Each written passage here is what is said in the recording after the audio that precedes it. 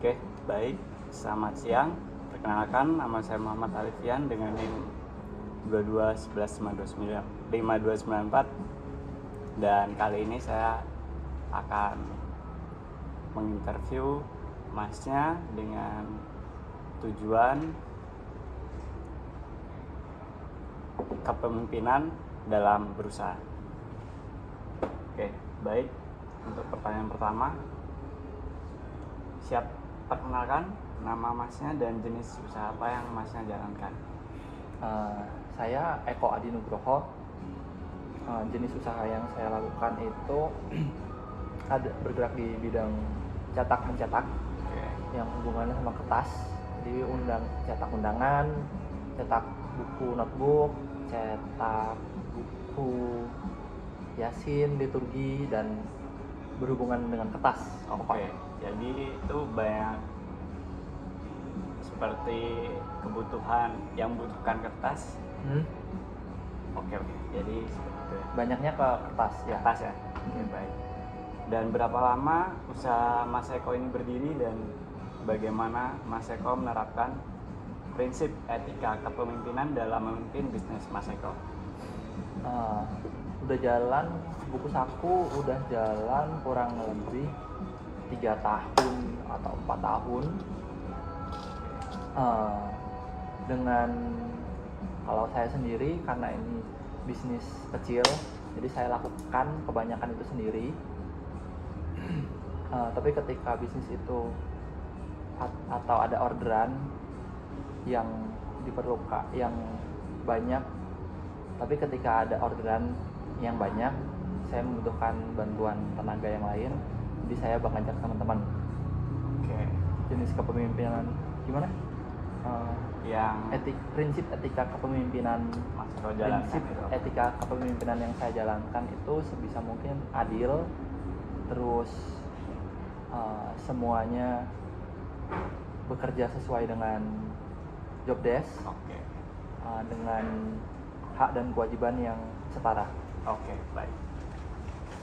Untuk pertanyaan kedua, Mas Eko, bagaimana cara Mas Eko menangani konflik yang muncul dalam tim dan apa strateginya untuk memanage konflik tersebut? Strategi untuk menangani konflik, ketika konflik itu berhubungan dengan material atau bahan baku, saya biasanya membeli bahan itu lebih atau menyiapkan bahan yang lebih. Jadi ketika ada masalah di cetakan, ada masalah di mesin cetak, atau ada masalah di finishing yang berhubungan dengan tenaga manusia, saya punya spare-nya, saya punya lebihan. Jadi ketika ada barang yang rusak, saya tidak kirim.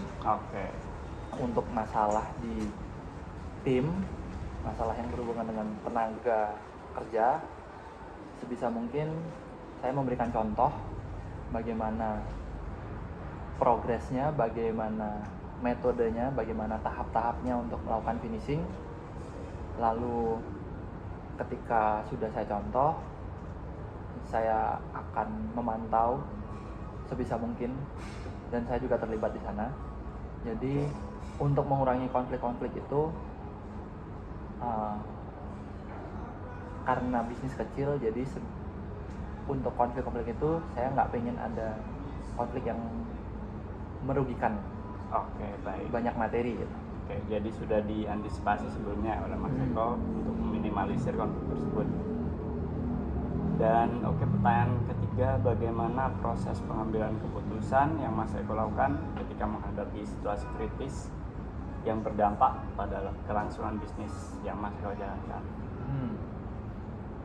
Kalau kasus atau masalah kritis yang pernah saya dapat itu lebih ke waktunya sebenarnya. Jadi ketika waktu yang diminta sama klien terlalu cepat, itu saya perlu tenaga yang lebih banyak, dan saya juga harus terlibat di sana penuh. Saya nggak bisa tinggal. Tapi untuk masalah kritis lainnya, contoh masalah kritis lainnya adalah ketika di bahan baku, ketika di Jogja itu nggak dapat bahannya, saya harus mencari keluar Jogja, mungkin harus mencari ke Bandung atau ke Yogyakarta untuk mendapatkan bahannya.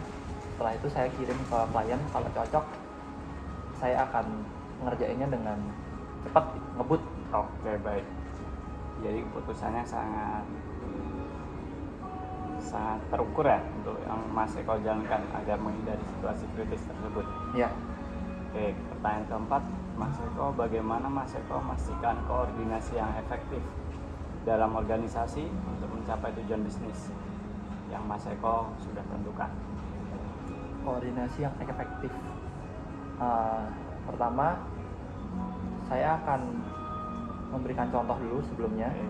Memberikan contoh sebelum saya kasih sebelum teman-teman saya ngerjain, saya kasih contoh. Tapi di saat itu juga saya akan berdiskusi kepada teman-teman bagaimana proses yang enak. Jadi semuanya ngerjainnya dengan gaya masing-masing. Oke, baik. Dengan hasil yang saya inginkan. Oke. Dengan itu semuanya bisa bekerja dengan gaya masing-masing. Oke.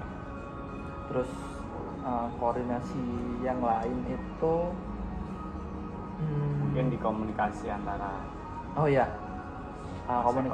komunikasi itu akhirnya jadi krusial buat saya karena saya sendiri juga sering kemana-mana, sering keluar. Jadi setelah saya ngasih contoh, saya minta progres bagaimana pekerjaannya, misal di siang hari atau di sore hari. Jadi koordinasi yang efektif buat saya kasih contoh, kasih guide, terus diskusi untuk mencari tahu gimana tahap-tahap yang lebih mudah, lebih efektif untuk pengerjaannya, jadi nggak buang-buang waktu. Yang ketiga, komunikasi dengan cara memantau progres. Oke, baik. Dan pertanyaan nomor 5, Mas Eko, apa bentuk laporan pertanggungjawaban yang Mas Eko gunakan untuk memantau kinerja organisasi secara berkala, entah itu menyampaikan pada klien laporan progresnya, itu bagaimana bentuk laporan yang Mas Eko berikan? Kalau untuk sisi klien, saya biasanya akan ngasih contoh dulu kertas yang akan dipakai kayak gimana, finishingnya akan kayak gimana, atau kalau perlu saya bikin daminya dulu, contoh kasarnya dulu, saya kirim. Ketika klien oke, saya bisa lanjut. Lalu saya akan kasih contoh ke tim, ke teman-teman bagaimana pengerjaannya. Terus ketika saya nggak bisa memantau secara langsung, saya minta update online di grup. Tapi kalau buat saya sendiri, memantau yang paling enak tuh langsung, terlibat langsung. Oke, jadi menghindari miss ataupun kesalahan. Iya. Oke. Baik, pertanyaan nomor 6, Mas Eko, apa bentuk reward yang Mas Eko berikan kepada karyawan dan bagaimana reward tersebut membantu meningkatkan motivasi serta produktivitas mereka? Kalau saya biasanya akan diskusi dulu sebelum mengerjakan sesuatu. Dia bisanya kapan? Dia bisa pagi atau sore. Dia bisa ngerjain di rumah atau ngerjain bareng-bareng. Lalu reward yang bisa saya kasih biasanya bonus di akhir. Tapi ketika pekerjaan itu dituntut cepat dan diperlukan lembur, biasanya saya ngasih asupan untuk lembur yang enak. Jadi ngerjain sesuatu nggak lapar, nggak cranky gitu. Baik. Jadi kalau memang diperlukan lembur, saya biasanya ngasih reward lah, makanan, minuman. Tapi setelah pekerjaan itu selesai dan semuanya hasilnya bagus, saya kasih bonus lebih. Berarti itu sangat membantu ya untuk meningkatkan produktivitas mereka. Jadi mereka lebih termotivasi. Baik. Untuk pertanyaan nomor 7, bagaimana cara Mas Eko menangani kesalahan yang terjadi di organisasi tersebut dan apa dampak punishment terhadap kinerja tim secara keseluruhan? Sebenarnya kalau misal kesalahan atau pelanggaran yang terjadi di tim itu saya kurang suka, jadi sebisa Oke. mungkin gimana cara biar nggak ada kesalahan. Oke, baik. Berarti diskusi di awal itu sangat penting ya Mas Yo. Ya, Oke. gimana caranya nggak ada kesalahan, gimana caranya semuanya dikerjakan dengan efektif dan tidak ada waktu yang terbuang. Oke.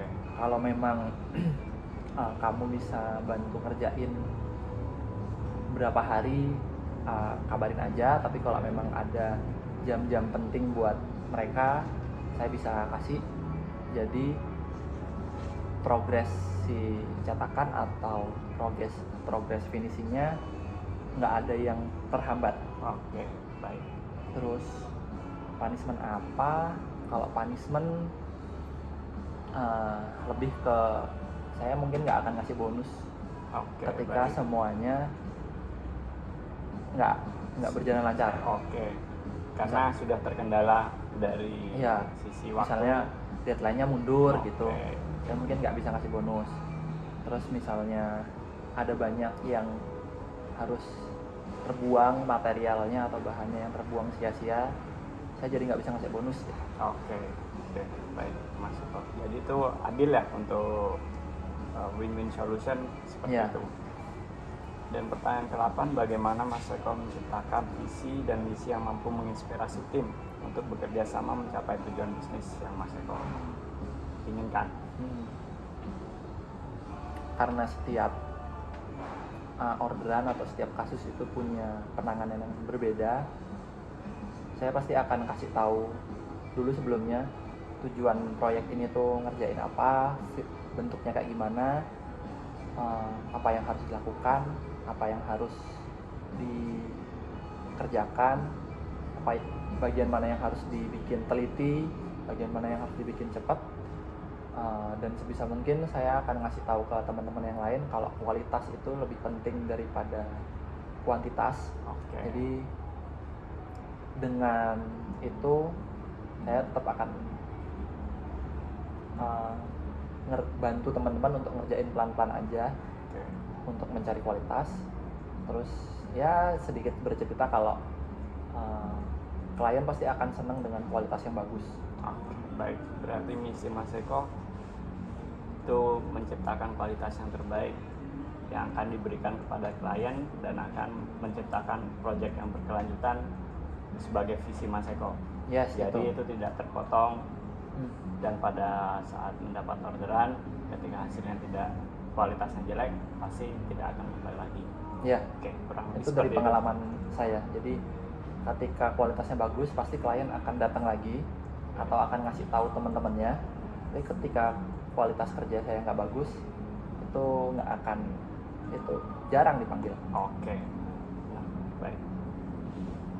Dan pertanyaan ke-9, apa pelajaran terbesar yang Mas Eko dapatkan dari kegagalan dalam bisnis dan bagaimana hal tersebut mempengaruhi gaya kepemimpinan Mas Eko, entah itu memimpin diri sendiri dan juga orang lain?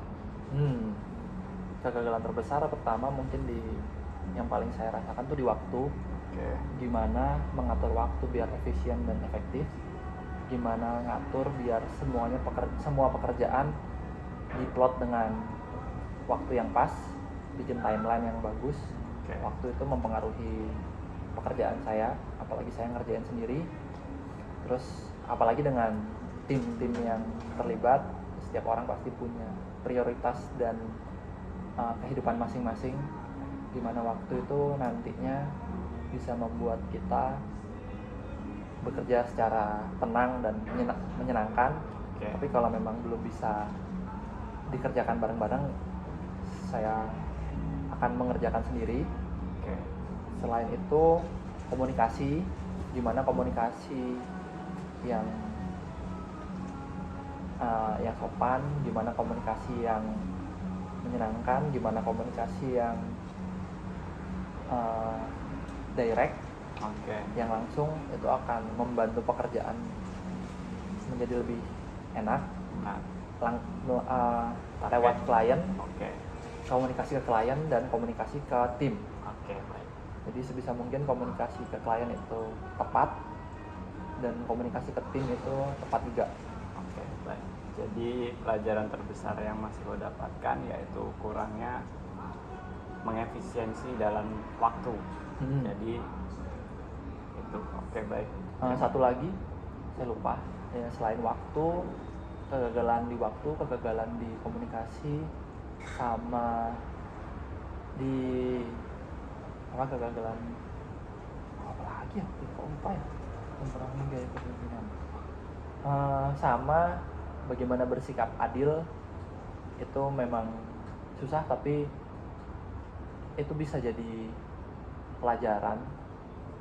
Bagaimana bersikap adil, saya dulu adil ke diri sendiri, adil ke teman-teman, itu nantinya bisa membantu pekerjaannya jadi lebih tenang. Oke. Baik, jadi sudah diantisipasi dan juga diterapkan pelajaran terbesar dari kegagalan yang sudah Mas Eko dapatkan. Dan pertanyaan terakhir Mas Eko, apa saran Mas Eko untuk mahasiswa yang ingin memulai bisnis, khususnya dalam mengembangkan spiritual question dan membangun kepemimpinan yang berkelanjutan? Pertama, saya akan ajak teman-teman tuh untuk mulai dulu aja. Kalau mau berbisnis apa, itu mulai dulu aja, nggak usah bingung, nggak usah takut. Yang penting kita bikin, tapi jangan lupa untuk minta review ke teman-teman yang lain atau rekan bisnis yang lain. Oke, baik. Yang kedua, kalau memang dikerjakan sendiri, kalau buat saya itu lebih menenangkan. Tapi kalau memang ada partner bisnis, ya jangan lupa untuk punya kontrak kerja. Biar kedepannya nggak ada salah paham dan harta gono gini yang berantakan. Terus yang ketiga, jangan lupa untuk riset juga. Jadi ketika kita bisa bikin sesuatu atau ketika kita bisa menawarkan solusi kepada masalah yang ada di masyarakat, jangan lupa untuk riset juga. Pastiin semua yang kita bisa berikan itu dibutuhkan. Oke, jadi akan membangun bisnis yang berkelanjutan dan juga mendapatkan disiplin kepemimpinan dalam diri dan juga bisa menerapkan itu kepada orang lain. Ya. Baik. Sama juga jangan lupa adil juga. Oke, adil. Maksudnya kita tahu hak dan kewajiban, kita tahu ada jam kerja juga. Jadi sebisa mungkin untuk adil kepada tim. Kalau memang kita jadi pemimpin nantinya, kita adil. Setiap orang punya kehidupan masing-masing, setiap orang punya prioritas masing-masing. Jadi gimana caranya membentuk tim yang sehat, itu kita mengerti satu sama lain. Dan kalau memang kita sebagai pemimpin harus turun untuk ngelakuin sesuatu untuk membantu teman-teman yang lain, ya lakukan. Baik. Terima kasih Mas Eko untuk waktu interview kali ini.